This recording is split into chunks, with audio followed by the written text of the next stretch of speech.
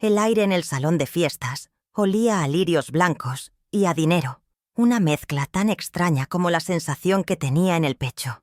Estaba parada junto a una columna, tratando de hacerme pequeña, invisible, mientras mi nieto Daniel celebraba su compromiso con una joven de sonrisa tan brillante como los diamantes que llevaba en las orejas. Mi vestido, el mejor que tenía, de un azul sencillo que yo misma había cosido hacía años, parecía gritar mi modestia en medio de tanto satén y seda importada.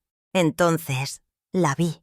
Valentina, mi hija, caminaba hacia mí con la postura rígida de una reina descontenta. Sus ojos, que una vez me miraron con adoración, ahora me escaneaban con una frialdad que helaba. Se detuvo frente a mí, su copa de champán en la mano, y su voz, aunque baja, cortó el murmullo de la fiesta como un cuchillo afilado. «Mamá, ¿podrías, por favor, no mezclarte tanto?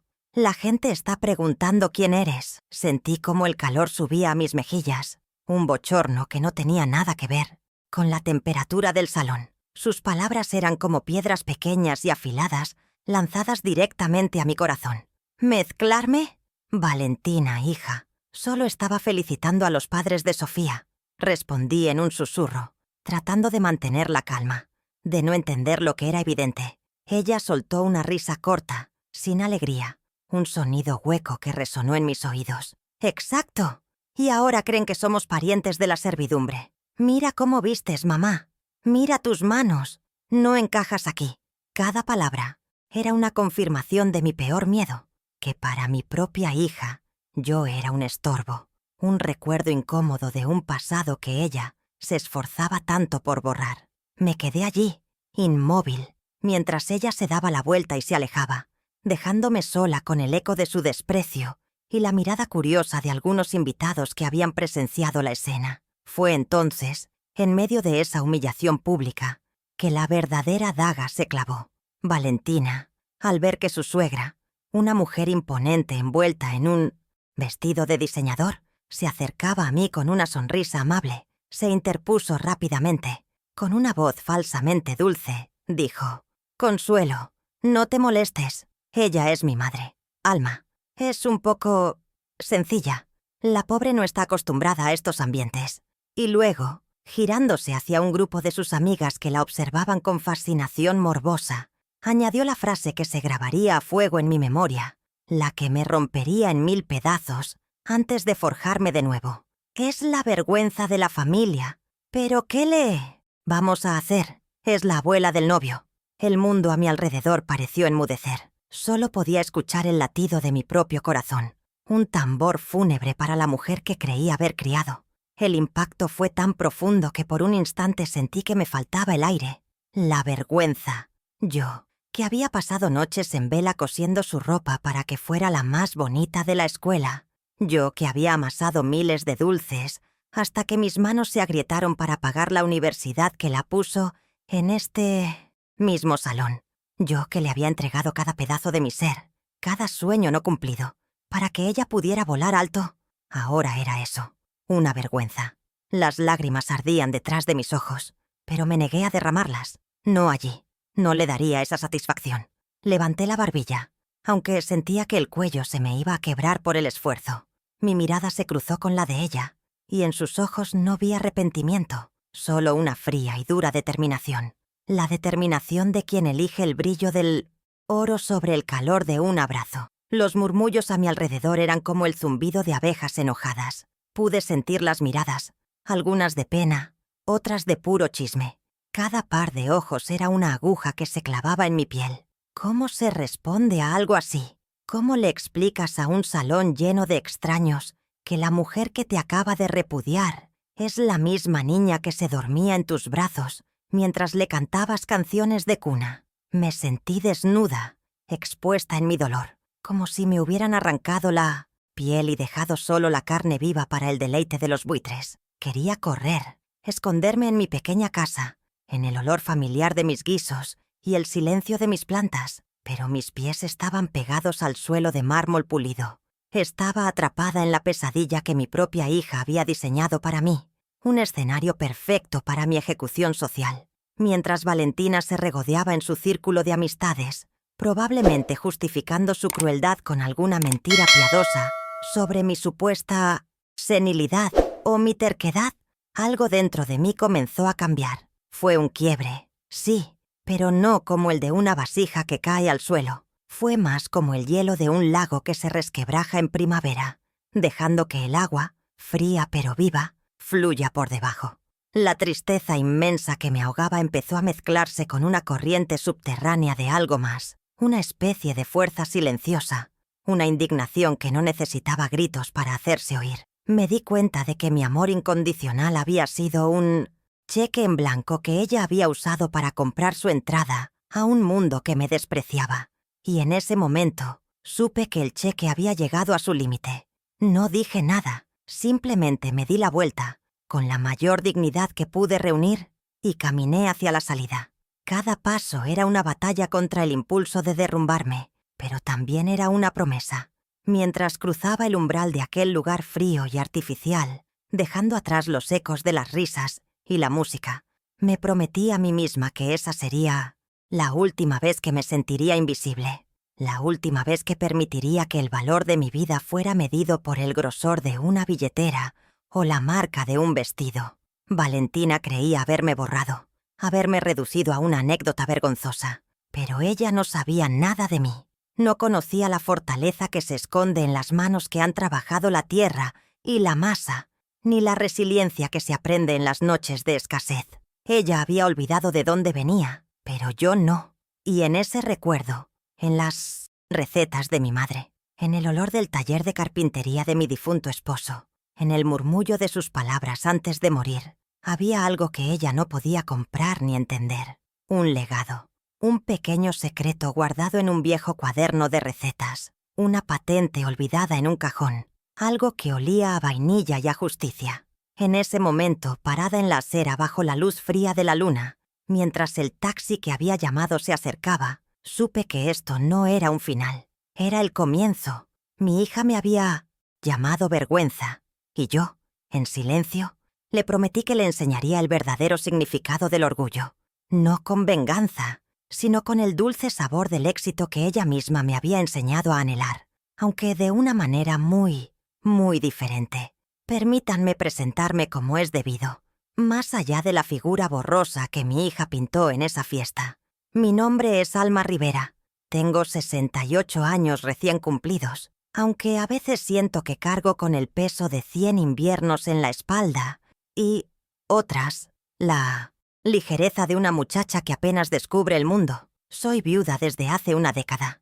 Mi esposo, Ricardo, un hombre con manos de carpintero y alma de poeta, se fue una mañana de otoño tan silenciosamente como caen las hojas de los árboles, dejándome un vacío que intento llenar con el aroma de la canela y el calor del horno.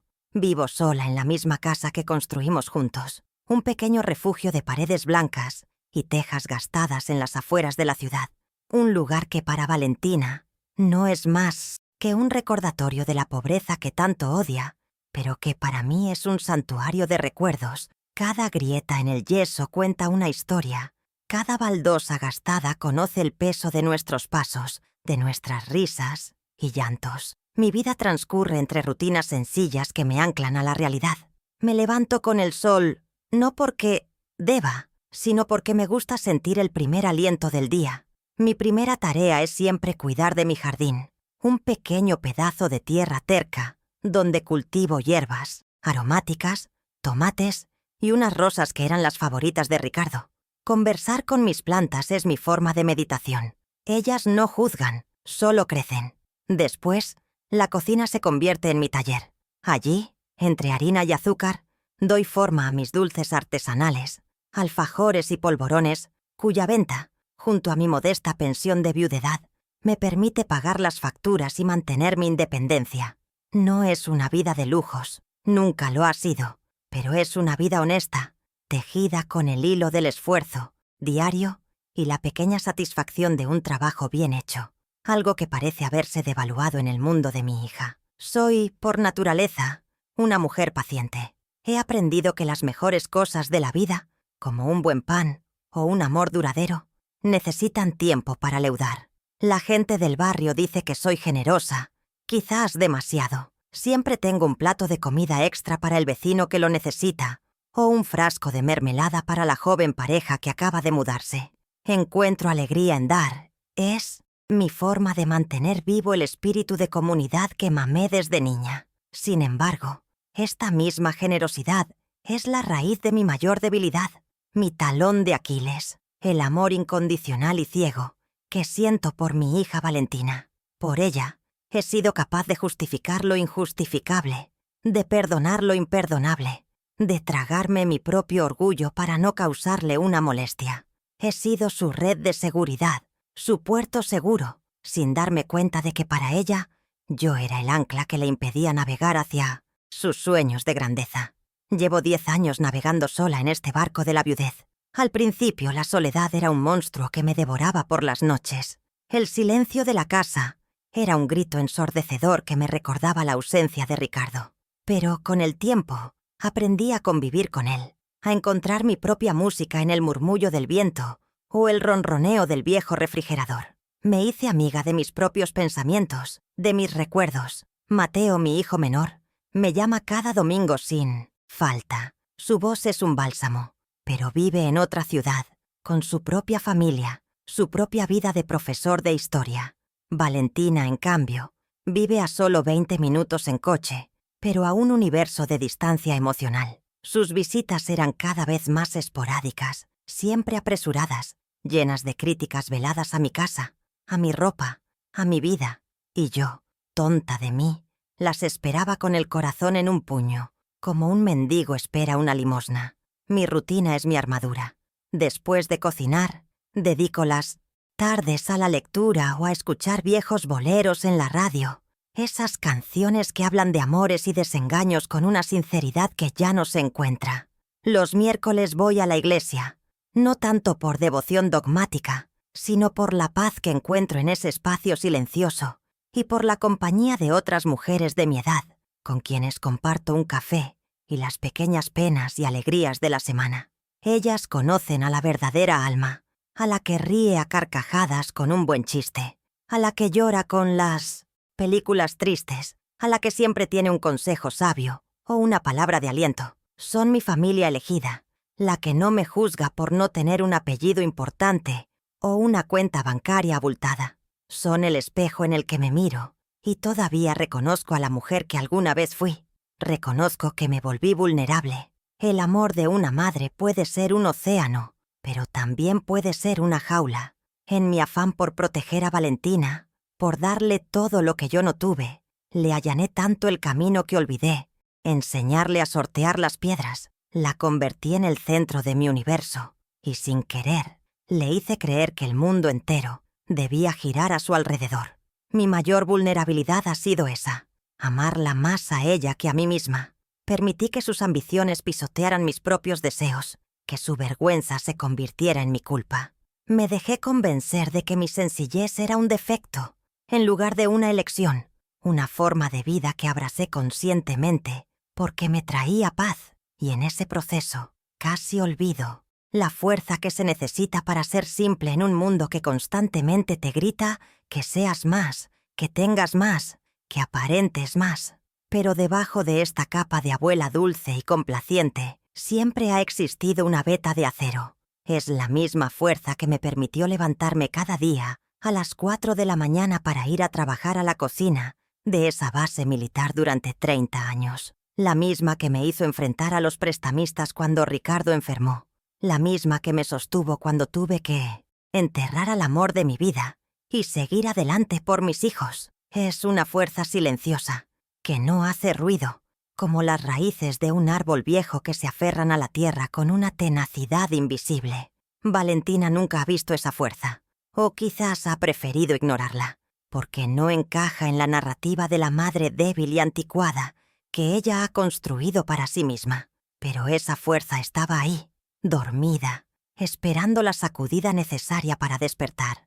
Mi casa es un reflejo de quién soy. No hay muebles de diseño ni obras de arte caras colgando de las paredes. En su lugar, hay estanterías que Ricardo construyó, repletas de libros con las páginas amarillentas. Hay fotografías en blanco y negro de mis padres, de mi boda, de mis hijos cuando eran niños de rodillas raspadas y sonrisas sin dientes. Hay un olor perpetuo a bizcocho recién hecho y a lavanda seca. Cada objeto tiene un propósito, una historia. Es un hogar, no una vitrina. Valentina lo llama desordenado y viejo.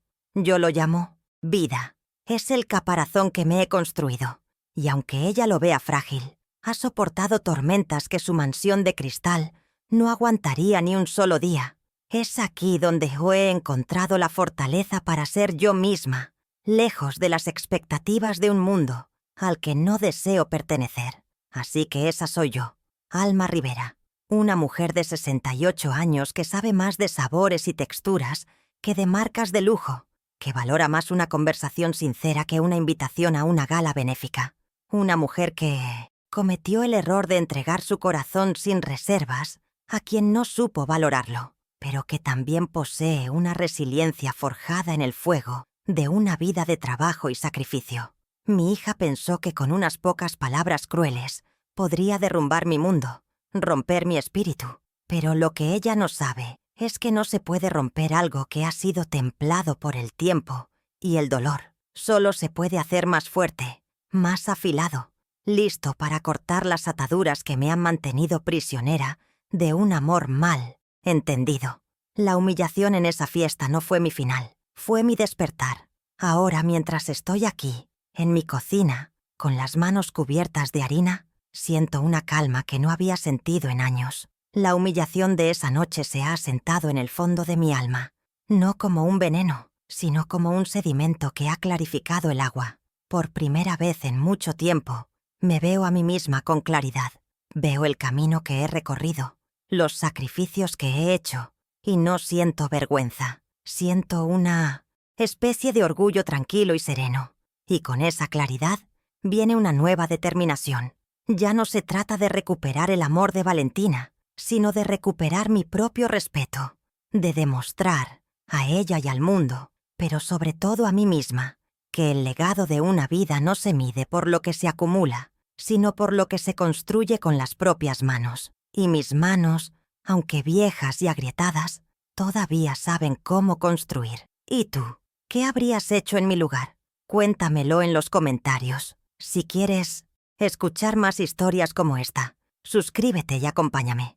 Mi familia es pequeña, un árbol con solo 2 ramas principales. Mis hijos, Valentina y Mateo, son tan distintos como el sol y la luna, aunque nacieron del mismo tronco y se alimentaron de la misma savia. Mateo, mi hijo menor, es profesor de historia en una pequeña universidad en otra ciudad. Es un hombre bueno, con el alma tranquila de su padre y una pasión por los libros que heredó de mí. Se casó con una mujer encantadora, también maestra, y tienen 2 hijos que son mi adoración. Aunque la distancia nos separa, su llamada semanal es un faro en mi rutina, una conexión genuina que me recuerda que no todo mi esfuerzo como madre se perdió en el camino. Él ve mi sencillez como una virtud, mi casa como un hogar y mis dulces como el sabor de su infancia. Pero Mateo, con su sueldo de profesor y su vida discreta, no tiene el poder ni la influencia en la familia que ostenta su hermana. Su voz, aunque llena de razón, a menudo es ahogada por el torbellino de Valentina. Valentina, mi primogénita, es la otra cara de la moneda. Desde joven tuvo un hambre voraz por ascender, por escapar de lo que ella siempre llamó nuestra mediocridad. Estudió administración, no por vocación, sino porque sabía que era el camino más rápido hacia las altas esferas. Y lo logró.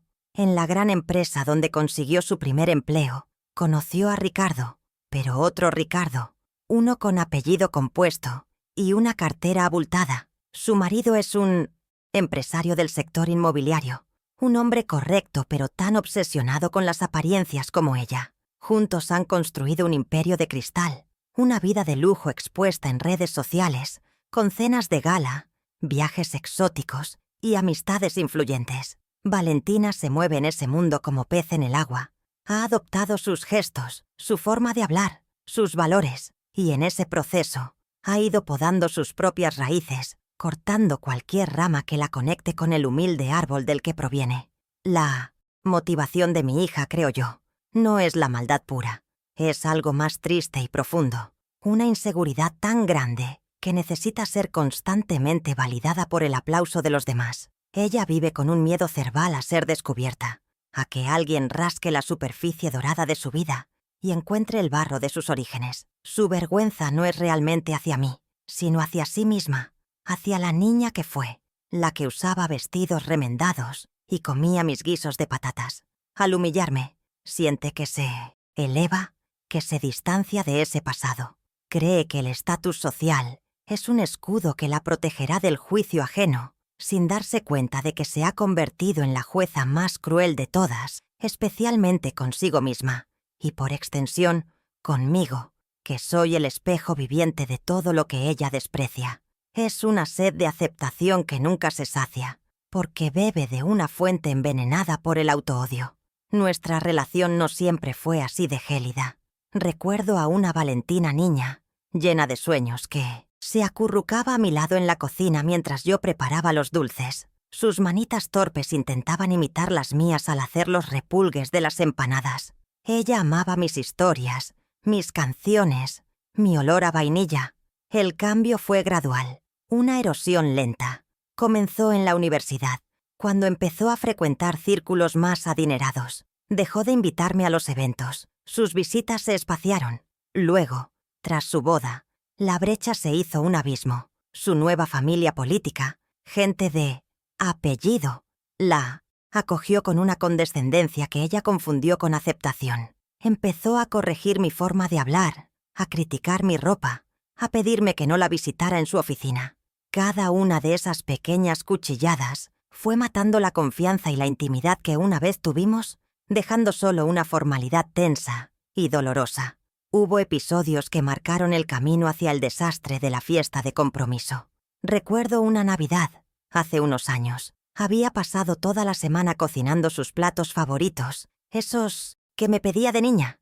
Llegué a su casa, una mansión fría y minimalista, con mis fuentes humeantes envueltas en paños de cocina. Valentina me recibió en la puerta con una sonrisa forzada y me guió directamente a la cocina de servicio, pidiéndome que no me mezclara con los invitados para no incomodarme. Pasé la Nochebuena con el personal de servicio, escuchando a lo lejos las risas de mi propia familia, sintiéndome como una extraña, una simple proveedora de comida. Lloré en silencio en el autobús de vuelta a casa, abrazada a mis fuentes ahora vacías, sintiendo un frío que ninguna calefacción podría quitar. Otro momento doloroso fue el día de su cumpleaños el año pasado. Le tejí un chal de lana fina, de un color azul profundo que siempre le había gustado. Me tomó semanas hacerlo. Cada punto era un pensamiento de amor, una oración por su felicidad. Cuando se lo entregué, ella lo miró con una mueca. Ni siquiera lo sacó completamente de la caja. «Gracias, mamá. Es muy rústico. Quizás lo use para estar en casa», dijo, antes de dejarlo a un lado y mostrarme con entusiasmo el collar de diamantes que su marido le había regalado. Ese chal, que contenía horas de mi vida y todo mi cariño, fue reducido a un objeto sin valor, a algo rústico, una palabra que en sus labios sonaba como un insulto. Fue como si me dijera que mi tiempo, mi esfuerzo, mi amor, no valían nada en su nuevo mundo de brillos y etiquetas. El antagonista principal de mi historia no es un monstruo con cuernos y tridente. Es mi propia hija, una mujer atrapada en una jaula de oro que ella misma ha construido. Valentina es una antagonista trágica, porque en su búsqueda desesperada de un lugar en el mundo, ha perdido lo más valioso, su propia identidad y el amor de quienes la querían por lo que era, no por lo que aparentaba ser. Su esposo, Ricardo, es un antagonista secundario, un cómplice silencioso que fomenta su obsesión por el estatus, porque le conviene para sus negocios y su propia imagen. Él no es abiertamente cruel, pero su pasividad, su falta de defensa hacia mí, en situaciones de humillación, lo convierten en parte del problema. Juntos forman una alianza basada en la ambición, donde los sentimientos genuinos son una mercancía devaluada, una debilidad que no pueden permitirse mostrar en su frágil castillo de naipe social. Así, el escenario estaba preparado para la humillación final en la fiesta de compromiso. No fue un acto aislado, sino la culminación de años de desprecios, sutiles y distanciamientos calculados. Fue la declaración pública y final de que yo, Alma Rivera, la mujer que le dio la vida, la que sacrificó todo por su futuro, ya no tenía cabida en su nueva y brillante existencia. Era la última pieza de su pasado que necesitaba desechar para completar su transformación. Lo que ella no entendió es que al intentar borrarme, al llamarme vergüenza, no me estaba destruyendo a mí. Se estaba arrancando sus propias raíces, condenándose a ser una flor hermosa pero sin sustento, destinada a marchitarse en cuanto soplara el primer viento de adversidad. Y ese viento, aunque ella no lo supiera, ya había comenzado a soplar. Durante más de 30 años, mi vida tuvo el mismo ritmo, marcado por el sonido del despertador a las 4 de la madrugada. A esa hora, cuando la ciudad todavía era un lienzo oscuro salpicado de estrellas, yo ya estaba en pie, poniéndome mi uniforme blanco. Mi lugar de trabajo era la cocina de una base militar, un mundo de ollas gigantes, fogones rugientes y el olor constante a guiso y a café recién hecho. Era un trabajo duro, físicamente exigente. Pasaba horas de pie, picando montañas de verduras, removiendo calderos que pesaban más que yo, sirviendo a cientos de jóvenes soldados con apetitos voraces. Mis manos siempre olían a ajo y a cebolla, un perfume que se impregnaba en mi piel y que a Valentina, en su adolescencia, le parecía vergonzoso. Pero para mí, ese olor era el aroma del deber cumplido, del pan ganado con el sudor de mi frente, el combustible que alimentaba los sueños de mis hijos. El sueldo de cocinera no era mucho, y con el salario de carpintero de Ricardo, apenas nos alcanzaba para cubrir lo esencial. Pero Valentina tenía sueños grandes, sueños que costaban dinero. Quería la mejor educación, la ropa de marca que veían sus amigas, los libros que pedían en la escuela privada a la que insistió en asistir. Así que, cuando terminaba mi turno en la base, comenzaba mi segunda jornada. En mi pequeña cocina, con el cansancio pesando sobre mis hombros, me transformaba de cocinera a repostera. Amasaba, horneaba y decoraba cientos de alfajores, polvorones y bizcochos cada semana. Mis dulces se hicieron famosos en el barrio y los pedidos por encargo para fiestas y reuniones se convirtieron en la fuente de ingresos extra que nos permitió darle a Valentina todo lo que pedía. Mis noches eran cortas y mis días largos, pero ver su sonrisa de satisfacción al recibir algo nuevo era, en ese entonces, mi mayor recompensa. Ricardo y yo formábamos un equipo silencioso. Él entendía mi necesidad de darle a nuestros hijos un futuro mejor y compartía mi ética de trabajo. Mientras yo horneaba, él a menudo se quedaba en su taller, lijando una pieza de madera, reparando un mueble para algún vecino, añadiendo unas monedas más a nuestra caja de ahorros. Vivíamos con lo justo, remendando nuestra propia ropa para poder comprarle a Valentina el vestido de moda. Nuestra casa, que soñábamos con ampliar y reformar, se quedó con las mismas paredes desconchadas y las mismas ventanas que no cerraban bien. «Ya habrá tiempo para nosotros, Alma», me decía Ricardo, con esa calma que lo caracterizaba. «Ahora, lo importante son los niños», y yo le creía. Postergamos nuestros propios sueños, nuestras pequeñas comodidades, convencidos de que estábamos invirtiendo en el mejor proyecto de todos, el futuro de nuestra hija. Recuerdo con una claridad dolorosa el día que Valentina fue aceptada en la Universidad de mi Administración. Fue una celebración agridulce. La matrícula era una cifra que nos parecía astronómica, inalcanzable. Esa noche, Ricardo sacó una vieja caja de lata donde guardaba sus ahorros de toda la vida, el dinero que estaba destinado a comprarse nuevas herramientas para su taller, su único vicio, su pasión. Sin dudarlo un segundo lo puso sobre la mesa y dijo: «Es para Valentina. Una mente vale más que cualquier garlopa». Yo, por mi parte, vendí las pocas joyas que me había dejado mi madre, un collar de perlas y unos pendientes de oro que guardaba para una ocasión especial. Juntamos cada céntimo, pedimos un pequeño préstamo y pagamos su primer año. Esa decisión significó que durante años comimos de forma más austera, que el abrigo de Ricardo pasó otro invierno sin ser reemplazado y que mis dolores de espalda se trataron con paños calientes en lugar de visitas al médico. Mientras Valentina se sumergía en su nuevo mundo universitario, aprendiendo sobre finanzas y estrategias de mercado, nosotros aprendíamos a estirar cada peso, a hacer malabares para que a ella no le faltara nada. Le enviábamos dinero para sus libros, para sus fotocopias, para que pudiera salir a tomar un café con sus nuevos amigos, sin sentirse menos que ellos. Ella nos contaba por teléfono sobre sus profesores, sus proyectos, sus sueños de trabajar en una gran corporación. Nosotros la escuchábamos con orgullo, imaginando que cada sacrificio nuestro era un peldaño más en su escalera hacia el éxito.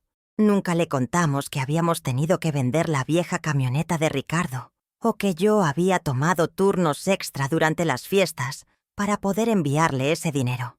No queríamos cargarla con nuestras preocupaciones. Su único trabajo era estudiar y triunfar. El contraste entre lo que le dábamos y lo que recibíamos empezó a hacerse evidente mucho antes de que yo quisiera admitirlo. Nosotros le entregábamos el fruto de nuestro agotamiento, nuestro tiempo, nuestros sueños aplazados. Ella, a cambio, nos daba un distanciamiento cada vez mayor. Las llamadas se hicieron más cortas. Las visitas, una obligación que cumplía con prisa. Cuando venía a casa, miraba todo con un ojo crítico, como si de repente se hubiera vuelto demasiado buena para el nido que la había cobijado. Comentaba sobre el sofá viejo, sobre la falta de un microondas, sobre por qué seguíamos usando esa vajilla desportillada. No veía el amor y el sacrificio impregnados en cada rincón de esa casa. Solo veía la pobreza que ahora le avergonzaba, la misma pobreza que había financiado su ascenso. Una de las renuncias más grandes que hicimos fue a nuestro propio bienestar. Ricardo sufría de una tos crónica que atribuíamos a su trabajo con el serrín. Los médicos le recomendaron hacerse unas pruebas más exhaustivas, mudarse a un clima más seco, trabajar menos, pero todo eso costaba dinero. Un dinero que estaba destinado a la cuota de la Universidad de Valentina. «Estoy bien, Alma. Es solo un catarro de carpintero», decía, para tranquilizarme. Yo misma ignoré mis propias dolencias, el dolor en mis articulaciones, el agotamiento que se volvía crónico. Nos convencimos de que nuestra salud podía esperar. La educación de nuestra hija era la prioridad absoluta, la inversión que garantizaría no solo su futuro, sino también nuestra tranquilidad en la vejez. ¡Qué ironía tan cruel! Pensar que la persona por la que sacrificamos nuestra salud sería la que nos trataría con la más fría indiferencia. La graduación de Valentina debería haber sido uno de los días más felices de mi vida, y en parte lo fue. Verla allí, con su toga y su birrete, recibiendo un diploma que tenía impreso el sudor de nuestro trabajo, me llenó de un orgullo inmenso. Pero la celebración posterior fue un presagio de lo que vendría. Ella prefirió celebrarlo con sus amigos y la familia de su entonces novio, Ricardo, en un restaurante caro, al que apenas podíamos permitirnos ir. Nos sentaron en un extremo de la mesa y la conversación giraba en torno a temas y personas que no conocíamos. Nos sentimos como extraños en la fiesta de nuestra propia victoria. Le entregamos nuestro regalo, un reloj sencillo pero elegante que habíamos comprado a plazos. Ella nos dio las gracias con un beso rápido en la mejilla, antes de volverse para admirar el coche que le habían regalado sus futuros suegros. Cuando miro hacia atrás, veo una larga cadena de sacrificios, de no a nosotros mismos para poder decirle sí a ella. No a unas vacaciones, no a una casa más cómoda, no a ropa nueva, no a pasatiempos, no a un merecido descanso. Cada renuncia era una declaración de amor, una pieza más en el altar que habíamos construido para nuestra hija. Creíamos que ella entendía el valor de todo lo que hacíamos, que veía el amor detrás de la austeridad. Pero nos equivocamos. Ella solo vio la austeridad y la odió. Confundió nuestra sencillez con falta de ambición, nuestro sacrificio con resignación. Y en lugar de agradecer el esfuerzo, aprendió a despreciarlo, a verlo como un lastre del que necesitaba deshacerse para poder volar libremente en su nuevo cielo de opulencia.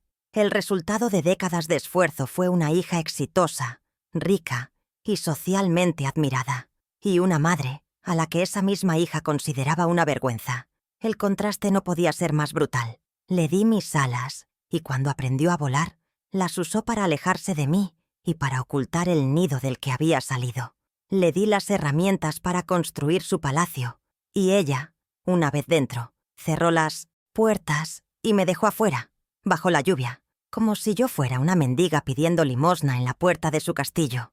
Todo lo que di, el amor, el trabajo, la salud, la vida entera, fue borrado por una sola palabra: vergüenza. Y esa palabra, lanzada con tanta crueldad en esa fiesta, fue la que finalmente me hizo entender que la cuenta de mis sacrificios estaba cerrada. Era hora de empezar a invertir en mí misma. En los días oscuros que siguieron a la muerte de Ricardo, me dediqué a ordenar sus cosas, un ritual doloroso que era tanto una despedida como una forma de mantenerlo cerca. En el fondo de su caja de herramientas, debajo de planos de muebles que nunca llegó a construir, encontré una carpeta de cartón que no había visto antes. Dentro, junto a nuestra acta de matrimonio y los certificados de nacimiento de los niños, había un documento oficial, con sellos y firmas que parecían importantes. Al principio no entendí de qué se trataba. Era un registro de patente.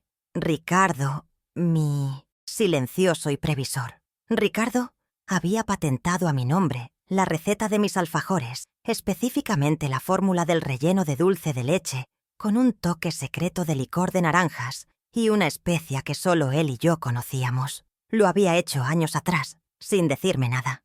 Para que el trabajo de tus manos esté siempre protegido y sea solo tuyo, según una nota que encontré adjunta, escrita con su caligrafía firme y elegante. En ese momento, lloré por su amor y su visión de futuro, pero guardé el documento sin comprender su verdadero valor. La receta era un legado familiar, un secreto susurrado de mi abuela a mi madre y de mi madre a mí, pero fue Ricardo quien la perfeccionó. Como carpintero, él entendía de medidas exactas, de equilibrios y de paciencia. Fue él quien sugirió tostar ligeramente la harina para darle un sabor más profundo, quien descubrió que un toque de ralladura de limón en la masa equilibraba el dulzor del relleno. Y fue él quien creó esa mezcla única para el dulce de leche, ese ingrediente secreto que hacía que mis alfajores no se parecieran a ningún otro. Él siempre creyó en el potencial de mi pequeño negocio casero. Alma, estas manos tuyas no solo hacen dulces, hacen magia. Un día, el mundo entero debería probar esta magia, me decía mientras probaba una pieza recién hecha. Yo me reía, tomándolo como un halago de un esposo enamorado, sin ver que él estaba plantando una semilla para mi futuro. Hay un viejo amigo de la familia, Javier Castillo, que fue casi un hermano para Ricardo. Crecieron juntos en el mismo barrio, compartiendo sueños y dificultades. Pero mientras nosotros seguimos un camino de vida modesta, Javier tuvo un olfato increíble para los negocios. Empezó con un pequeño puesto de embutidos en el mercado y con los años construyó un pequeño imperio en el sector de la alimentación. Hoy es dueño de una de las distribuidoras de productos gourmet más importantes del país. A pesar de su éxito, Javier nunca olvidó sus orígenes y siempre mantuvo el contacto. En el funeral de Ricardo se sentó a mi lado, me tomó la mano y me hizo una promesa. Alma, sé que no es momento, pero quiero que sepas que Ricardo siempre me hablaba del tesoro que tenías en tus manos con esos alfajores. El día que decidas hacer algo grande con ellos, solo tienes que llamarme. Mi puerta siempre estará abierta para ti y para su memoria. Durante 10 años, esa oferta quedó suspendida en el aire, como una nota musical sin resolver. Mi dolor era demasiado grande y mi vida se centró en sobrevivir, en mantenerme a flote con mi pequeña rutina. La idea de convertir mi cocina casera en un negocio grande me abrumaba. Me parecía un mundo ajeno, complicado, lleno de términos como marketing y logística que no entendía. Además, una parte de mí sentía que comercializar la receta a gran escala sería como traicionar su esencia íntima y familiar. Así que la patente siguió en su carpeta y la oferta de Javier siguió siendo un recuerdo amable. Valentina, por supuesto, sabía de la existencia de los famosos alfajores de mamá, pero para ella no eran más que una curiosidad artesanal, algo pintoresco de mi vida sencilla. nunca un activo con un potencial económico real. Lo subestimó, como me subestimó a mí. Pero después de esa noche, de esa humillación que me despojó de todo menos de mi esencia, las palabras de Ricardo y la promesa de Javier volvieron a mi mente con una fuerza arrolladora. Mientras limpiaba mis lágrimas esa madrugada, abrí el cajón y saqué la carpeta. Al tocar el papel, sentí una conexión eléctrica con el amor y la fe que mi esposo había depositado en mí. Él no solo me había dejado una receta, me había dejado un arma, una herramienta, una llave. Me había dejado un plan de escape de la prisión de invisibilidad en la que me habían encerrado. Por primera vez, no vi el documento como un simple papel, sino como un mapa del tesoro. Un tesoro que no solo podía darme independencia financiera, sino algo mucho más valioso: la oportunidad de reescribir mi propia historia, con mis propias manos y con mis propios ingredientes. El secreto, por lo tanto, no era solo una receta, sino la prueba tangible de que mi trabajo, mi conocimiento y mi historia tenían un valor real, certificable y legal. Era la materialización de todos los años de sacrificio, no solo los míos, sino los de mi madre y mi abuela.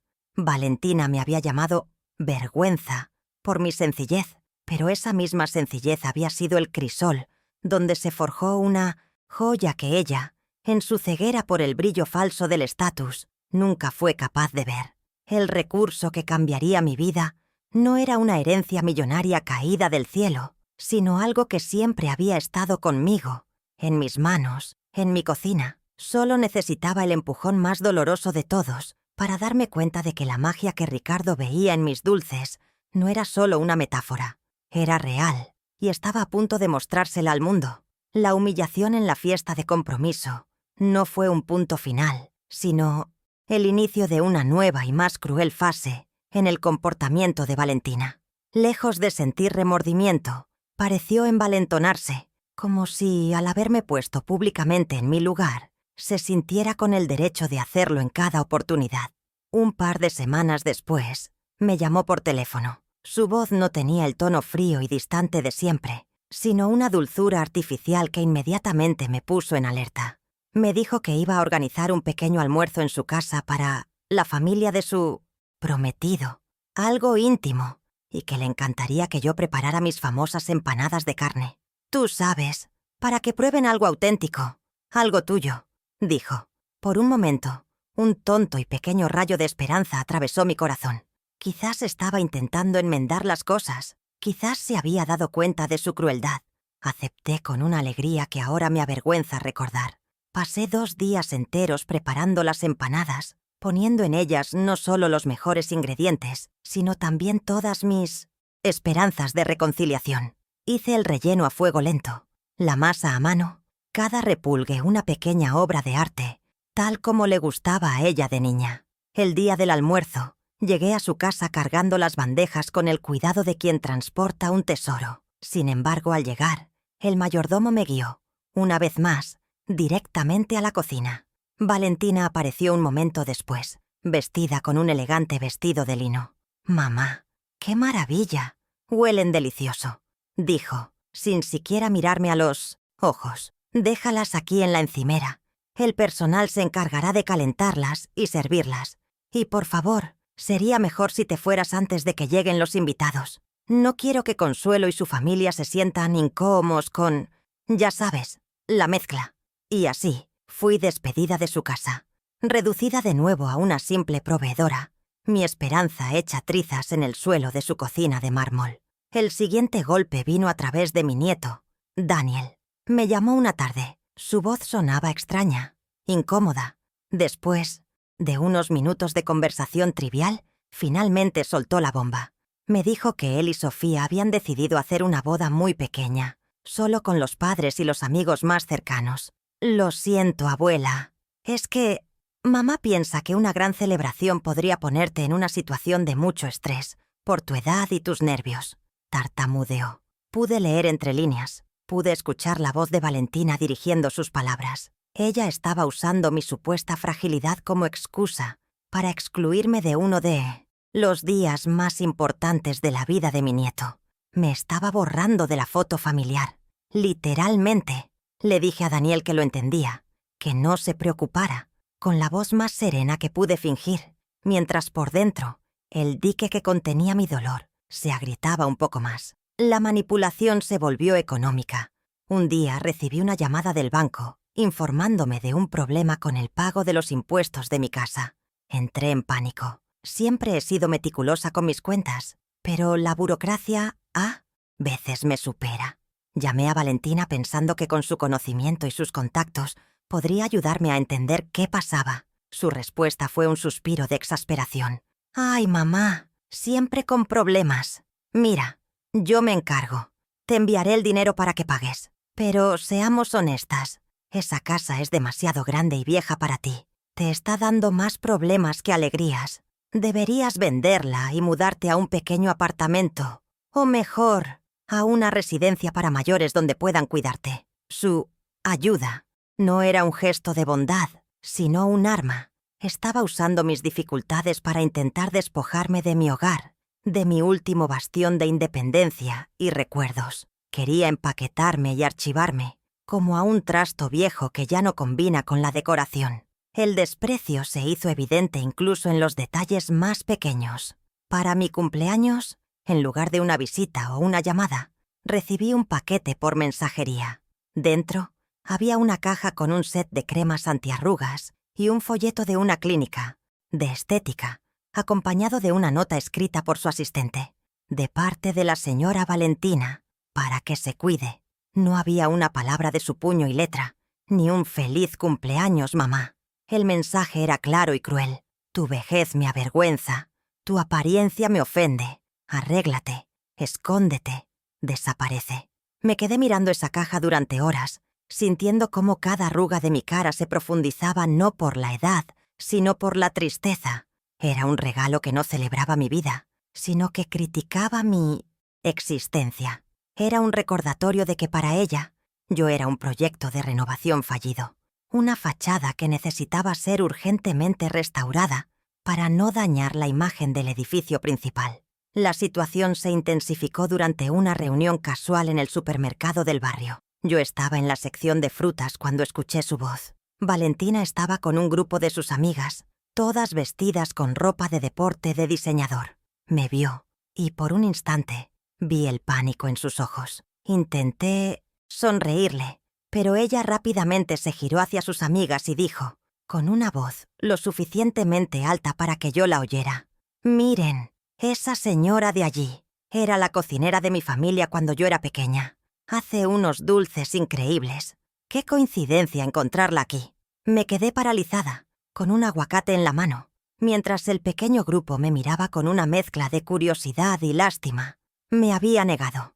Ante sus amigas, yo no era su madre. Era una antigua empleada. El dolor fue tan agudo, tan físico, que sentí que me iba a desmayar allí mismo, entre las manzanas y las peras. Esa noche no pude dormir. Las palabras de Valentina rebotaban en mi cabeza. Era la cocinera de mi familia. En cierto modo, era verdad. Pasé mi vida cocinando para ella, sirviéndola, atendiendo cada una de sus necesidades. Pero lo hice por amor, no por un salario. Al reducirme a una empleada, ella borraba el vínculo más sagrado que existe. Negaba la sangre, la historia, el sacrificio. Era el acto definitivo, de deshumanización. Se estaba desvinculando de mí de la forma más cobarde y pública posible. Ya no era solo una cuestión de no encajar en su mundo. Ahora era una reescritura completa de nuestra historia. Una en la que ella era la señorita de la casa y yo, la servidumbre. La herida que me infligió esa tarde en el supermercado fue más profunda que cualquier otra, porque no atacaba mi apariencia o mi estatus, sino mi propia identidad como su madre. Mi hijo Mateo, en una de sus visitas, notó mi tristeza. Le conté, entre lágrimas, lo que había sucedido. Se enfureció como nunca antes lo había visto. Llamó a Valentina delante de mí. La conversación fue un huracán de gritos y acusaciones. Pude escuchar los chillidos de Valentina al otro lado de la línea, negándolo todo, llamando a Mateo exagerado y a mí, una vieja senil y mentirosa que intentaba ponerlos en su contra. «Ella está celosa de mi éxito», Nunca has soportado que yo saliera de ese barrio miserable, gritó ella. Colgaron sin llegar a ningún acuerdo, y el resultado fue un nuevo abismo. Esta vez, entre los dos hermanos. Valentina me castigó por haber chismeado a Mateo con un silencio sepulcral que duró semanas. No respondía a mis llamadas ni a mis mensajes. Me aisló, utilizando la indiferencia como una forma de tortura psicológica, haciéndome sentir culpable por haber buscado consuelo en mi otro hijo. La manipulación de Valentina alcanzó su punto álgido cuando empezó a usar a mis nietos, sus propios hijos, como peones en su juego cruel. Solían venir a pasar una tarde conmigo cada 2 fines de semana. Era el único momento de pura alegría en mi vida. El olor de sus cabecitas, sus risas llenando la casa. De repente las visitas cesaron. Cuando llamaba para preguntar por ellos, Valentina siempre tenía una excusa. Estaban enfermos. Tenían un cumpleaños. Estaban muy ocupados con las tareas. La verdad la supe por boca del más pequeño, Lucas, en una llamada a las escondidas. Mami dice que tu casa está muy sucia y que nos podemos enfermar. Dice que hay bichos. Mi casa, mi hogar inmaculado, calificado de peligroso e insalubre, estaba envenenando la mente de mis propios nietos en mi contra, privándome del único amor puro e incondicional que me quedaba. Todo para castigarme y aislarme aún más. En un intento desesperado por mantener el vínculo, preparé una caja con sus galletas favoritas y se la llevé a su casa, sin avisar. Fue el marido de Valentina quien me abrió la puerta. Su mirada fue fría. «Valentina no está», dijo secamente, «y me ha pedido que le diga que por favor no vuelva a aparecer por aquí sin ser invitada. Está creando situaciones muy incómodas para la familia». ¿Situaciones incómodas? ¿Yo? ¿La abuela que solo quería llevarles unas galletas a sus nietos? Me di la vuelta, con la caja de galletas todavía en mis manos, y caminé de regreso a la parada del autobús bajo una llovizna fría que parecía reflejar el estado de mi alma. La puerta de su mansión se había cerrado para mí, quizás para siempre. Ya no era bienvenida. Era una intrusa, una molestia, una presencia indeseable en el mundo perfecto que habían construido. Cada uno de estos episodios era como una ola que golpeaba contra la roca de mi paciencia. Al principio la roca aguantaba, se dejaba erosionar, creyendo que el mar acabaría por calmarse. Pero ola tras ola, la roca comenzó a fisurarse. El desprecio en público, la manipulación emocional, la exclusión deliberada, el intento de quitarme mi casa, la negación de mi maternidad, la alienación de mis nietos. Valentina no estaba simplemente siendo desconsiderada. Estaba llevando a cabo una campaña sistemática para borrarme de su vida, para anularme como persona. Quería que yo desapareciera, que me convirtiera en un fantasma, en un recuerdo vago y vergonzoso. Y cada nuevo ataque, en lugar de debilitarme, iba encendiendo una pequeña llama de indignación en mi interior. El incidente del supermercado fue un punto de inflexión. Ser negada como madre fue la herida que supuró en lugar de cicatrizar. Me hizo darme cuenta de que el problema no era yo, mi ropa o mi casa. El problema era ella, su crueldad, su vacío interior. Comprendí que no importaba cuánto me humillara, cuánto intentara adaptarme o desaparecer, nunca sería suficiente. Su vergüenza era un pozo sin fondo y me estaba arrastrando con ella. Dejé de llorar por su amor perdido y empecé a sentir una ira fría y clara. Una ira que no era destructiva, sino constructiva. Una ira que me decía que merecía respeto, que mi vida tenía valor, que mis sacrificios no podían ser pisoteados y olvidados. La tristeza se estaba transformando en determinación. La soledad que Valentina me impuso se convirtió en mi crisol. En el silencio de mi casa, sin sus llamadas críticas ni sus visitas condescendientes, empecé a escuchar mi propia voz de nuevo. Una voz que había sido silenciada durante años por mi deseo de complacerla. Y esa voz me preguntaba, ¿hasta cuándo, Alma? ¿Hasta cuándo vas a permitir que te traten como a un felpudo? ¿Hasta cuándo vas a esperar un amor que claramente no va a llegar? La ausencia de mis nietos fue la gota que colmó el vaso. Eran inocentes, y ella los estaba usando como armas. Eso cruzó una línea moral que ya no podía justificar ni perdonar. El amor incondicional de una madre tiene un límite, y ese límite es el autorrespeto. Así, la intensificación del conflicto, en lugar de destruirme, me estaba forjando. Cada humillación era un golpe de martillo sobre el metal de mi espíritu, templándolo, afilándolo. Ya no había esperanza de reconciliación. Ya no había lugar para la súplica. Valentina había declarado la guerra, una guerra silenciosa y emocional. Y yo, que siempre había sido un territorio de paz, decidí que era hora de levantar mis propias defensas. No para atacar, no para vengarme, sino para proteger mi soberanía, mi dignidad y mi historia. El campo de batalla estaba definido, y yo, aunque no lo pareciera, tenía un arma secreta que ella ni siquiera imaginaba que existía. El conflicto había llegado a su punto más alto, y estaba a punto de provocar un cambio irreversible. El punto de ruptura no fue un estallido. No hubo gritos ni platos rotos, fue un silencio. Ocurrió la tarde después de que el marido de Valentina me cerrara la puerta en la cara, mientras yo estaba sentada en mi mecedora, con la caja de galletas intacta sobre mi regazo. La llovizna golpeaba suavemente contra el cristal de la ventana, y cada gota parecía marcar el final de un capítulo. Miré mis manos, las mismas manos que habían mecido a mi hija, que habían cocinado para ella, que habían tejido su ropa. Ahora, esas manos sostenían una ofrenda de amor rechazada, y en ese instante, en medio de la quietud de mi sala, algo hizo clic dentro de mí. Dejé de llorar. La profunda y devoradora tristeza que había sido mi compañera durante años se evaporó, dejando en su lugar una calma fría, una claridad absoluta. Ya no sentía dolor, ni rabia. No sentía nada más que una resolución inquebrantable. Dejé de implorar por migajas de amor. Comprendí que no se puede mendigar respeto. El respeto se gana, o en mi caso, se reclama. Fue una transición interna, invisible para el mundo exterior. Para cualquier vecino que mirara por la ventana, yo seguiría siendo la misma Alma Rivera de siempre, la viejita de las flores y los dulces. Pero por dentro, una nueva mujer estaba tomando el control. Una mujer que había decidido secar sus propias lágrimas y usar la energía que gastaba en sufrir para construir algo nuevo. Me levanté de la mecedora, coloqué la caja de galletas en la mesa y caminé hacia el teléfono. Mis dedos no temblaron cuando marqué el número. Era un número que sabía de memoria, pero que nunca me había atrevido a usar. El número de la oficina de Javier Castillo.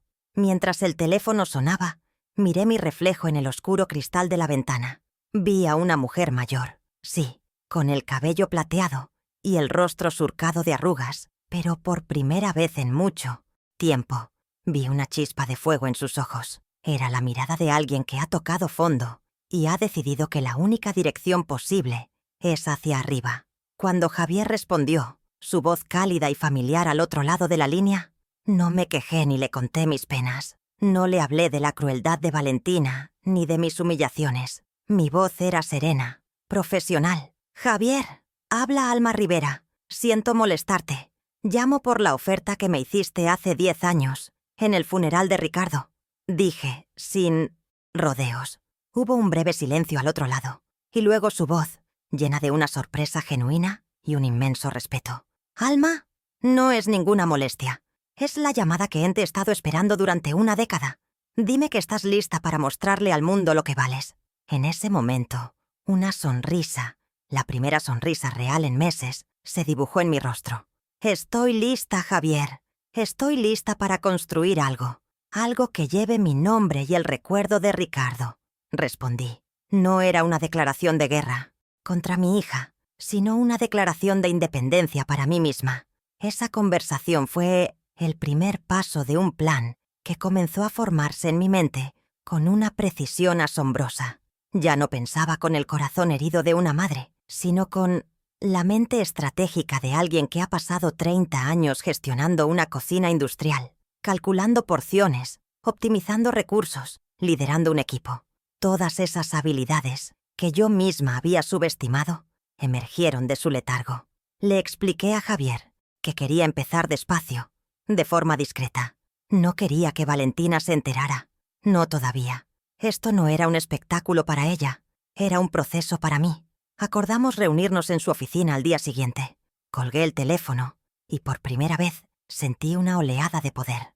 No el poder del dinero o del estatus, sino el poder que nace de tomar las riendas de tu propia vida, de convertir tus heridas en tu mayor fortaleza. A la mañana siguiente me vestí con mi mejor traje, el que usaba para las bodas y los bautizos. Al mirarme al espejo no vi a la pobre mamá sencilla de Valentina, sino a una empresaria a punto de asistir a su primera reunión de negocios. Abrí el viejo cajón y saqué la carpeta con la patente. La sostuve en mis manos, sintiendo su peso. El legado de mi esposo, la promesa de mi futuro. Era mi única arma, mi escudo, mi carta de presentación. Salí de casa con la cabeza alta, caminando con un propósito que no había sentido en años. No estaba yendo a pedir ayuda, sino a proponer una alianza. Iba a demostrarle a Javier, y pronto al mundo, que yo no era solo la viuda de su amigo o una buena repostera. Era la dueña de un tesoro, y había llegado el momento de abrir el cofre. La reunión con Javier fue mejor de lo que jamás hubiera imaginado. Él no me trató con lástima, sino con la admiración de un colega. Desplegó ante mí un plan de negocio preliminar que había esbozado años atrás, por pura fe, en mi producto. Hablamos de branding, de empaques, de estrategias de distribución. Yo, que pensaba que no sabía nada de ese mundo, me sorprendí a mí misma aportando ideas, hablando de la importancia de la historia detrás del producto, de la calidad de los ingredientes, de mantener el toque artesanal. Javier me escuchaba atentamente, asintiendo, tomando notas. «Alma, tienes un instinto increíble. Esto va a ser más grande de lo que pensamos», me dijo con un entusiasmo contagioso. Salí de su oficina con un maletín lleno de documentos y una sensación de euforia. El plan estaba en marcha, en silencio, creciendo en las sombras, como una semilla plantada en tierra fértil. Mi rutina cambió, pero de forma casi imperceptible para los demás. Seguía cuidando de mi jardín y yendo a la iglesia los miércoles. Pero mis tardes ya no eran de boleros y melancolía. Ahora eran de llamadas con diseñadores de empaques, de pruebas de recetas a pequeña escala industrial en una cocina de pruebas que Javier puso a mi disposición, de reuniones secretas con abogados para formalizar la empresa. Mateo notó un cambio en mi voz durante nuestras llamadas dominicales, una nueva energía, un nuevo optimismo. No le conté los detalles, solo le dije que estaba trabajando en un pequeño proyecto personal para mantenerme ocupada. Él se alegró por mí, sin hacer preguntas. El secreto era mi aliado, mi cómplice. Cada paso que daba en la construcción de mi nuevo futuro era un ladrillo más en el muro de mi dignidad reconstruida.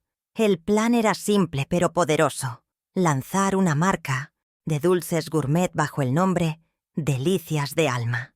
El producto estrella serían, por supuesto, los alfajores de la receta patentada. La estrategia de marketing no se basaría en la publicidad masiva, sino en la exclusividad y la historia. Queríamos crear un producto que contara un relato de tradición, de amor familiar, de calidad artesanal. Un producto que fuera todo lo contrario al mundo artificial y pretencioso de Valentina. Un producto auténtico, como yo. El plan no incluía ninguna confrontación directa con mi hija. La justicia, decidí, no sería un grito de venganza, sino el dulce y silencioso murmullo del éxito. Ella me había humillado en su mundo. Yo le mostraría el valor del mío, no rebajándome a su nivel, sino elevando el mío hasta hacerlo inalcanzable para su mezquindad. Los siguientes meses fueron un torbellino de actividad silenciosa, mientras para el mundo, y especialmente para Valentina, yo seguía siendo la anciana inofensiva recluida en su casa. En realidad, estaba viviendo la aventura más emocionante de mi vida. La primera mini revelación, la primera prueba de que mi plan no era solo un sueño de vieja, llegó de la mano de un prestigioso crítico gastronómico, un hombre conocido por su paladar exigente y su pluma afilada. Javier, usando sus contactos, le hizo llegar una caja anónima de mis alfajores, presentados simplemente como un producto artesanal en fase de prueba. No esperábamos una respuesta, era solo un sondeo. Pero una semana después, el 100% crítico dedicó una pequeña columna en el periódico dominical a un misterioso bocado de gloria, describiendo el alfajor como una obra maestra de la repostería tradicional, un equilibrio perfecto de texturas y sabores que evoca una nostalgia que no sabías que tenías. No mencionó mi nombre, por supuesto, pero yo recorté ese artículo y lo pegué en la puerta de mi refrigerador. Cada vez que lo veía, sentía una oleada de validación que ningún aplauso en una fiesta de lujo podría igualar. Aquella pequeña columna generó un murmullo en el círculo gourmet de la ciudad. Javier me contó, divertido, que varios chefs de restaurantes de lujo lo habían llamado para preguntarle si sabía quién estaba detrás de esos alfajores misteriosos. La demanda por un producto que ni siquiera existía oficialmente en el mercado comenzó a crecer. Este fue mi segundo pequeño triunfo, la confirmación de que el valor de mi creación era real, reconocido por expertos que no sabían nada de mí, de mi historia, ni de mis motivaciones. Su juicio era puro, basado únicamente en el sabor, en la calidad de mi trabajo. Esta victoria silenciosa fue increíblemente poderosa.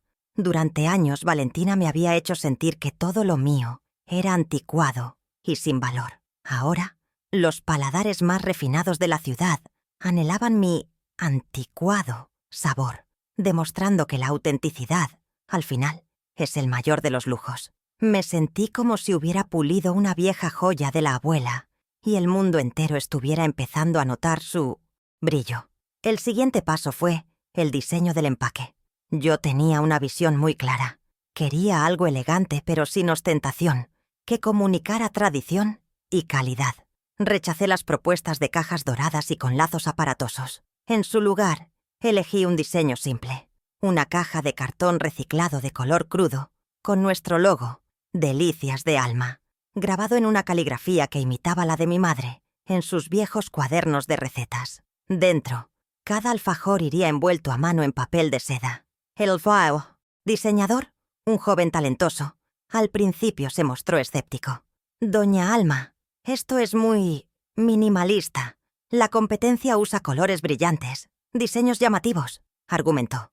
Pero yo me mantuve firme. El producto debe hablar por sí mismo. El empaque es solo el sobre de una carta de amor. Lo importante está adentro, le dije. Cuando vimos el prototipo final, hasta él tuvo que admitirlo.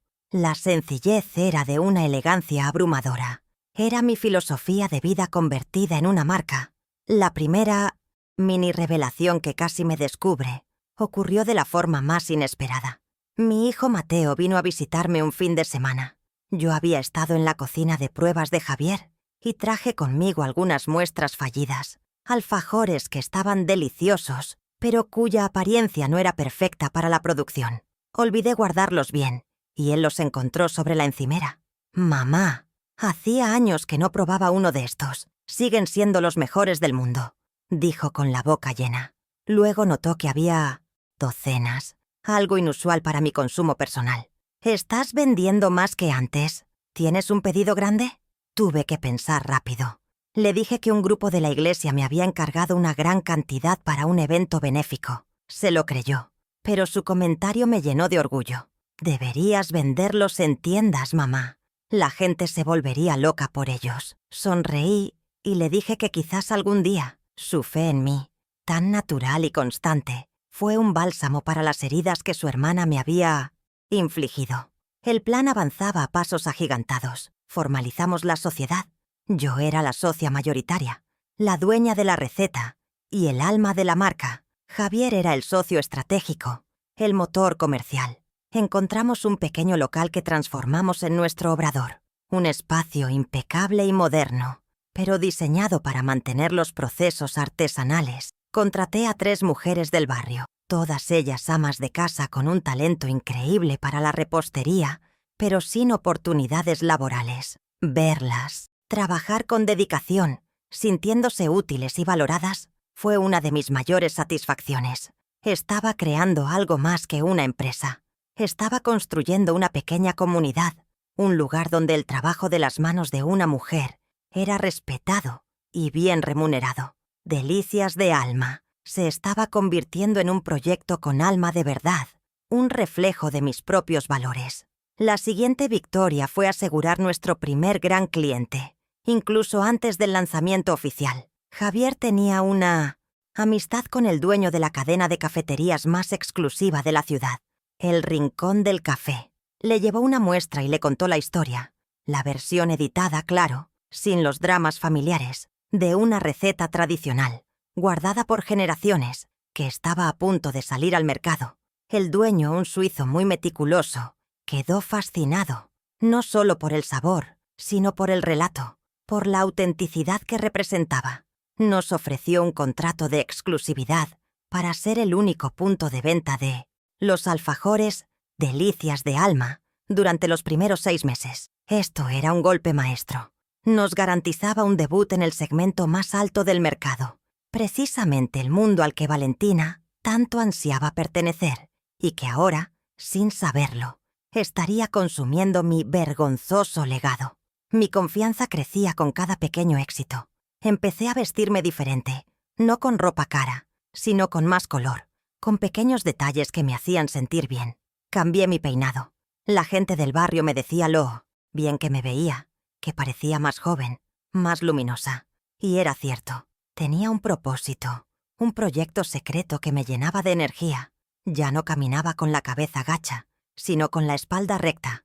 Mi transformación era interna, pero empezaba a reflejarse en el exterior. Un día me crucé con una de las amigas de Valentina en el mercado, la misma que había estado presente en el supermercado cuando mi hija me negó. La mujer me miró de arriba abajo, con una expresión de sorpresa. «Alma, ¿qué?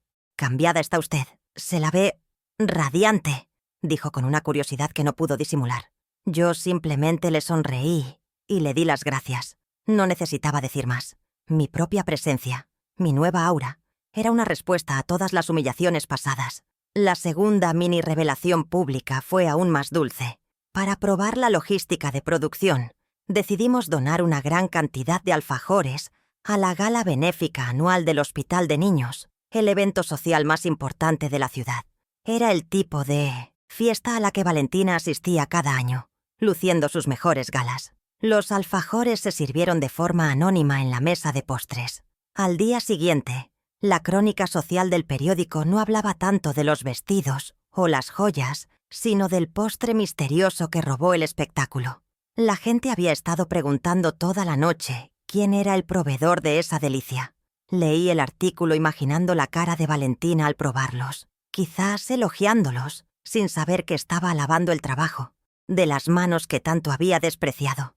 Era una pequeña dosis de justicia poética, un aperitivo de lo que estaba por venir. El plan estaba en su fase final. Teníamos un producto validado por expertos, un empaque elegante, un obrador funcionando, un equipo comprometido y un cliente exclusivo de primer nivel. Solo faltaba el lanzamiento oficial. Javier propuso hacerlo a lo grande, en el evento gastronómico más importante del año, la Feria de Sabores, que se celebraría en 2 semanas. Era una plataforma de alto impacto, un lugar donde estarían presentes todos los medios de comunicación, los influencers y, por supuesto, toda la élite social de la ciudad, incluido el círculo de Valentina. Al principio la idea me aterrorizó. Exponerme de esa manera, después de haberme sentido invisible durante tanto tiempo, era abrumador, pero luego comprendí que era el escenario perfecto. Mi humillación había sido pública. Mi reivindicación también debía serlo. Cada uno de estos pequeños avances era un bálsamo para mi alma. Me demostraban que mi valor no dependía de la aprobación de mi hija.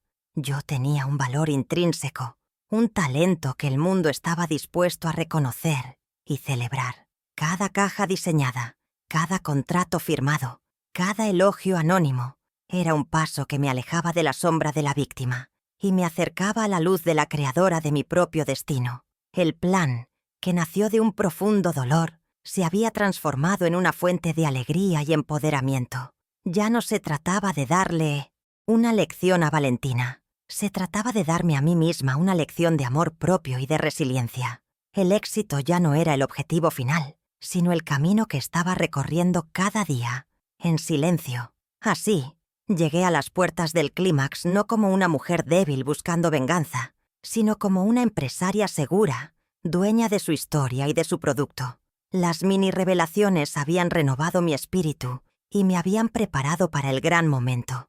Habían despertado el interés del público y habían creado un aura de misterio y expectación en torno a Delicias de Alma. El escenario estaba meticulosamente preparado. Las luces estaban a punto de encenderse. Y yo, Alma Rivera, la vergüenza de la familia, estaba lista para subir al escenario y recibir los aplausos que me habían sido negados durante toda una vida. El plan estaba en marcha, y su ejecución sería tan perfecta y deliciosa como la receta secreta de mis alfajores. Me encantaría saber si alguna vez te pasó algo parecido. Si quieres seguir conociendo cómo termina esta historia, suscríbete y no te pierdas la próxima parte. La Feria de Sabores bullía de gente, un enjambre de críticos, chefs, periodistas y la flor y nata de la sociedad, todos reunidos en un enorme centro de convenciones que olía a azafrán y a vino caro. Desde mi posición, oculta tras el escenario, podía ver el mar de rostros iluminados por los focos, y entre ellos la vi. Valentina estaba en una de las mesas principales, radiante con un vestido rojo sangre, riendo y charlando con su círculo de amistades, incluido su marido y sus suegros. Se veía como la dueña del lugar, completamente en su elemento, juzgando y calificando cada bocado, cada presentación. Mi corazón martillaba contra mis costillas, una mezcla de pánico y una extraña serenidad. Había llegado la hora. Javier me dio un apretón en el hombro. Recuerda, Alma, no estás aquí para ellos, estás aquí para ti. Sus palabras fueron el ancla que necesitaba para no dejarme arrastrar por el torbellino de mis nervios. Respiré hondo. El aroma de mis propios alfajores que se estaban repartiendo entre el público llenó mis pulmones y me dio fuerzas. El maestro de ceremonias anunció el momento más esperado de la noche, la presentación del producto revelación del año. Las luces bajaron y un foco se centró en el escenario. Javier subió, elegante y carismático. Vi a Valentina inclinarse hacia su suegra, probablemente comentando algo sobre los negocios de Javier, a quien conocía socialmente como un empresario de éxito. Él comenzó a hablar, su voz resonando en todo el salón. No habló de cifras ni de mercado. Habló de pasión, de legado, de las historias que se cocinan a fuego lento en los hogares. Habló de una receta que había pasado de generación en generación, un secreto guardado por manos de mujeres fuertes y trabajadoras. El público escuchaba cautivado, en un silencio reverencial. Yo, desde mi escondite, sentía cada palabra como si estuviera narrando mi propia vida. Porque, de hecho, lo estaba haciendo. Mantuve mis ojos fijos en mi hija, que escuchaba con un interés educado, sin sospechar que el prólogo de su propia humillación estaba siendo leído en voz alta. Esta noche, continuó Javier, no estamos lanzando solo un producto, estamos rindiendo homenaje a una historia de sacrificio y amor silencioso. Estamos celebrando la autenticidad en un mundo obsesionado con las apariencias. Pude ver a Valentina asintiendo, probablemente encantada con ese discurso, que encajaba perfectamente con las tendencias de marketing emocional que tanto le gustaban. Javier hizo una pausa dramática antes de continuar. La marca que presentamos hoy se llama Delicias de Alma, y es el resultado del trabajo de toda una vida de una mujer excepcional. El nombre resonó en el salón. Alma. Vi una pequeña arruga de confusión en la frente de Valentina. El nombre le resultaba familiar, pero no podía ser. La cámara principal proyectaba el elegante logo de la marca en las pantallas gigantes. La expectación era máxima. El murmullo del público era como una marea creciente, y yo sentía que estaba a punto de ser arrastrada por ella, para bien o para mal. Muchos de ustedes, dijo Javier, dirigiéndose a la audiencia, probaron un adelanto de esta delicia en la gala benéfica del hospital. Otros han leído sobre el alfajor misterioso en la prensa. Hoy, el misterio se revela. Hizo una seña, y los camareros comenzaron a circular con bandejas que llevaban la caja de diseño minimalista que yo había elegido. La gente las abría con curiosidad, y las exclamaciones de deleite se escuchaban por todo el salón. Valentina y su mesa también recibieron las suyas. La vi tomar uno, probarlo, y su expresión fue de genuino placer. Incluso le comentó algo a su marido sonriendo. Estaba elogiando mi trabajo, sin saberlo. Estaba validando mi talento, sin tener la menor idea de que la creadora de esa delicia era la misma mujer a la que había humillado y despreciado. La ironía era tan espesa que casi se podía saborear, más dulce que el propio dulce de leche. Entonces, Javier dio el golpe de gracia. Esta receta, este legado, no pertenece a una gran corporación, ni a un chef con estrellas Michelin. Pertenece a una mujer que, durante 30 años, cocinó en una base militar para ganarse la vida y que pasó sus noches horneando dulces para pagar la universidad de sus hijos. Pertenece a una mujer cuyo talento fue durante mucho tiempo un secreto a voces, un tesoro, a familiar. El rostro de Valentina comenzó a cambiar. El color desapareció de sus mejillas. Sus ojos, antes llenos de arrogancia, ahora estaban desorbitados por el pánico y la incredulidad. Miró a su marido, a sus suegros, como buscando una explicación, una negación. El castillo de naipes de su mundo perfecto estaba empezando a temblar, y el terremoto tenía mi nombre. La descripción de Javier era inconfundible. La historia era mi historia. No había escapatoria. Ella es la prueba viviente de que el verdadero valor no está en el lujo, sino en la autenticidad, que la verdadera riqueza no se mide en lo que se tiene, sino en lo que se da, proclamó Javier con voz potente. Y hoy es un honor para mí presentarles a la fundadora, el corazón y el alma de Delicias de Alma. Hizo una pausa que pareció durar una eternidad, extendiendo su mano hacia el lateral del escenario, hacia donde yo estaba. Por favor, un fuerte aplauso para recibir a la maestra de esta creación, la señora Alma Rivera. Todo el sonido del salón pareció converger en un único punto. Mi cabeza. Por un segundo, mis pies se negaron a moverse. Pero entonces, recordé por qué estaba allí. Recordé cada humillación, cada sacrificio, cada lágrima. Y caminé hacia la luz. Al pisar el escenario, una ovación atronadora llenó el lugar. La gente, conmovida por la historia, se puso de pie, aplaudiendo con un fervor que me sobrecogió. Las luces me cegaron por un instante, pero busqué instintivamente la mesa de Valentina. Nuestros ojos se encontraron a través de la distancia. Su rostro era una máscara de horror, de shock, de humillación absoluta. Estaba pálida como el papel, su boca entreabierta, su copa de champán olvidada en la mano, su mundo, ese que tanto valoraba, el de las apariencias, el del estatus, el de la opinión ajena, estaba en ese preciso instante aplaudiéndome a mí, a su madre, a la vergüenza de la familia. No había odio en mi mirada, ni triunfo, solo una serena y tranquila confirmación de los hechos. La verdad, al igual que mis alfajores, estaba servida. Javier me abrazó en el escenario y me entregó un micrófono. Las palabras apenas me salían. Con la voz temblorosa pero firme, solo pude decir unas pocas frases. «Gracias. Este es el sueño de mi esposo y el legado de mi madre. Solo espero que les guste, porque en cada uno va un pedacito de mi corazón». La sencillez de mis palabras pareció conmover aún más a la audiencia, que volvió a aplaudir. Miré de nuevo a Valentina. Ahora estaba inmóvil, petrificada. Sus amigos la miraban con una mezcla de sorpresa y algo parecido a la burla. Su suegra tenía una expresión indescifrable. El mundo que ella había construido con tanto esmero, basado en la negación de sus orígenes, se estaba derrumbando en tiempo real. En el evento más público y prestigioso del año, la humillación que me había infligido se le estaba devolviendo, multiplicada por 1000. El resto de la noche fue un sueño. Periodistas querían entrevistarme, chefs famosos venían a felicitarme, empresarios querían hablar de negocios. Yo, Alma Rivera, era el centro de atención. Pero mi verdadera victoria no estaba en los flashes de las cámaras ni en los elogios. Estaba en la imagen que se quedó grabada en mi retina, la de mi hija, Valentina, viendo cómo el universo que tanto adoraba se postraba a los pies de la mujer que ella había intentado borrar.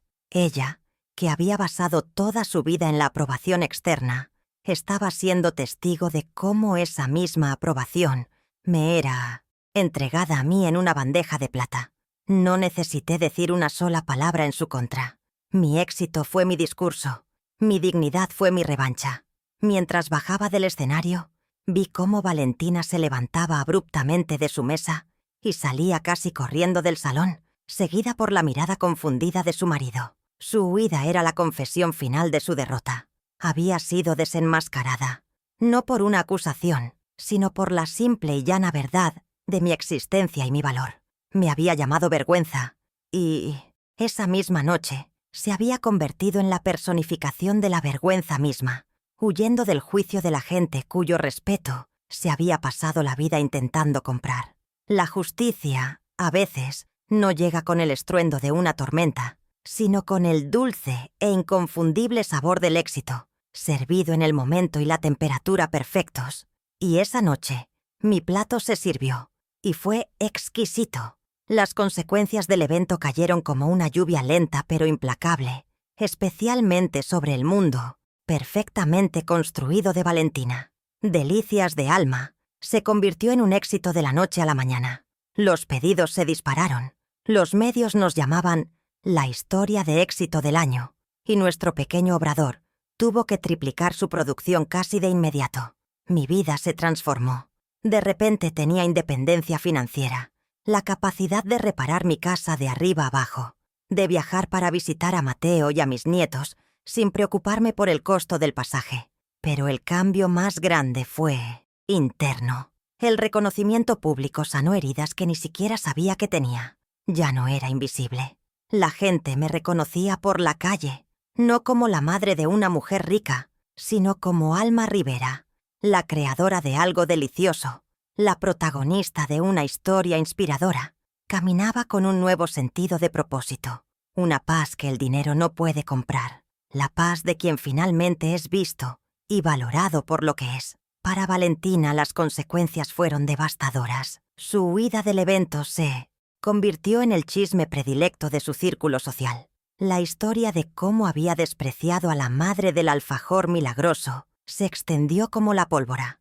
Las mismas amigas que antes la adulaban, ahora la miraban con una mezcla de lástima y desdén. Su estatus, construido sobre la frágil base de las apariencias, se derrumbó.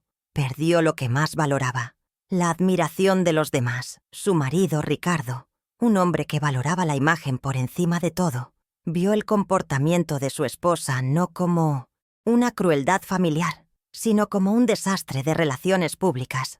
Me contaron que la humillación de ver a su suegra, a quien él también había menospreciado sutilmente, ser aplaudida por sus socios comerciales más importantes, fue un golpe demasiado duro para su orgullo.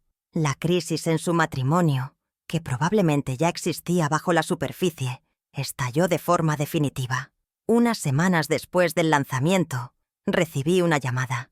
Era Valentina. Su voz era irreconocible, despojada de toda su arrogancia, temblorosa y ahogada por los sollozos. Quería verme. Acepté, pero esta vez los términos eran los míos. Le pedí que viniera a mi casa, a ese lugar que tanto había criticado. Cuando llegó, apenas la reconocí. Estaba demacrada, sin maquillaje, vestida con una sencillez que nunca le había visto. Se derrumbó ante mí, en el mismo suelo donde había jugado de niña, y me suplicó perdón. Lloraba por todo, por sus palabras en la fiesta, por haberme negado, por su vergüenza, por su ceguera. Me contó que su marido le había pedido la separación y que sus amigos ya no le contestaban el teléfono. Había perdido todo su mundo y en su desesperación recurría al único puerto que le quedaba, el que ella misma había intentado dinamitar. Escuché su confesión en silencio, sin interrumpirla. Vi su dolor, y una parte de mi corazón de madre sintió una punzada de compasión. Pero ya no era la misma Alma de antes. El amor incondicional había dado paso a un amor más sabio, un amor que también me incluía a mí misma y a mi dignidad. Cuando terminó de hablar, la miré a los ojos y le dije la verdad. Te perdono, Valentina. Te perdono porque el rencor es un veneno que no estoy dispuesta a beber. Pero perdonar no significa olvidar, ni volver a como eran las cosas antes. Le expliqué que el respeto y la confianza se habían roto, y que reconstruirlos no sería cuestión de una simple disculpa. Requeriría tiempo, acciones y un cambio real y profundo por su parte. Mi perdón no era un cheque en blanco, sino una puerta entreabierta, pero que ella tendría que demostrar que era digna de cruzar. Le ofrecí una oportunidad, no de volver a su vida de lujo, sino de redescubrir la vida que había rechazado. Mi condición para una posible reconciliación fue clara y simbólica. Si de verdad quieres empezar de nuevo, ven a trabajar conmigo al Obrador. No como gerente ni como socia, como una aprendiz más. Quiero que tus manos sientan el peso de la harina, que aprendan el valor del trabajo honesto, que recuerden de dónde vienes. Vi la lucha en sus ojos, el conflicto entre su orgullo herido y su desesperación. Sería la máxima humillación para ella, pero también, quizás, su única salvación. Después de un largo silencio, asintió con la cabeza, las lágrimas corriendo por sus mejillas. Era el comienzo de un camino largo y difícil para ella, y yo no sabía si lo lograría, pero la decisión ahora estaba en sus manos. Mi vida, mientras tanto, floreció de maneras inesperadas. Con las ganancias de la empresa, creé una pequeña fundación para ayudar a mujeres mayores a iniciar sus propios emprendimientos, usando sus habilidades tradicionales, ya fuera en la cocina, la costura o la jardinería. Quería que otras mujeres como yo tuvieran la oportunidad de redescubrir su valor y alcanzar la independencia. Mateo y su familia vinieron a vivir a mi ciudad. Con mi ayuda pudo comprar una casa más grande cerca de la mía, y ahora disfruto de mis nietos casi todos los días. La relación con mi hijo se fortaleció, basada en un profundo respeto mutuo. Él se convirtió en mi mayor admirador y en un consejero sabio para mi nueva vida como empresaria. La familia que casi pierdo se había reconfigurado, más pequeña quizás, pero infinitamente más fuerte y auténtica. El desfecho con Valentina quedó abierto, suspendido en el tiempo. Ella aceptó mi condición y comenzó a trabajar en el Obrador. Los primeros días fueron un infierno para ella. Sus manos, acostumbradas a las manicuras, se llenaron de ampollas. Sus compañeras de trabajo, las mismas mujeres de barrio que ella habría ignorado en el pasado, la trataban con una mezcla de distancia y curiosidad, pero no renunció. La vi barrer el suelo, cargar sacos de harina, llorar de frustración en silencio en el almacén. Era un proceso de desintoxicación de su antigua vida, una penitencia autoimpuesta. Si algún día lograríamos reconstruir nuestra relación madre-hija, solo el tiempo lo diría. Pero por primera vez, yo tenía la esperanza de que estaba conociendo a la verdadera Valentina, no a la fachada que había construido. Así, mi historia llegó a un punto de equilibrio. No hubo un final de cuento de hadas donde todos se abrazan y olvidan el pasado. Hubo un final real, uno lleno de consecuencias, de trabajo duro y de segundas oportunidades condicionadas. Mi transformación fue completa. De ser una víctima silenciosa, me convertí en la protagonista de mi vida, una mujer dueña de su destino, que encontró el éxito no buscando venganza, sino reclamando su dignidad.